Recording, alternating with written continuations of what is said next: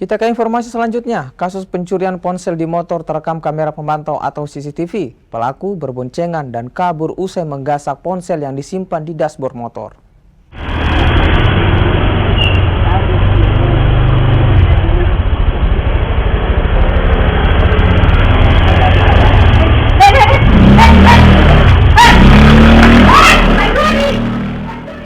Rekaman kamera pengawas atau CCTV ini memperlihatkan aksi pencurian ponsel di dashboard motor yang terparkir.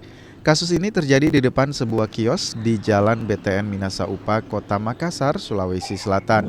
Kedua pelaku diketahui merupakan pria dan wanita. Sang wanita yang dibonceng menggasak ponsel milik pembeli kios yang disimpan di dashboard motor, kemudian keduanya tancap gas. Orang lewat baru mutar. Belanja. Nggak turun Pak dari motor.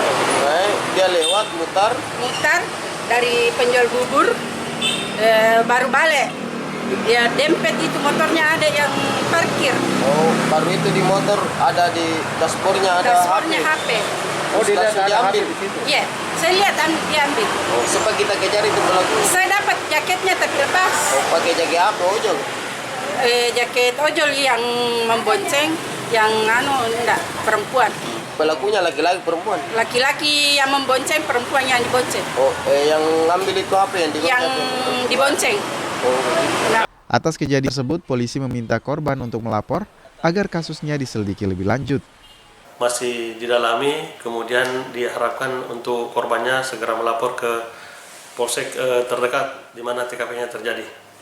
Kalau untuk pelakunya pakai jaket ojol atau bagaimana?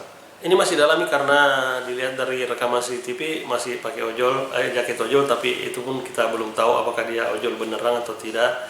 Olehnya itu masih didalami dan diusahakan untuk ditangkap pelaku. Polisi kini masih mempelajari rekaman CCTV untuk mengungkap dan menangkap para pelaku. Arif Tirtana, Kompas TV, Makassar.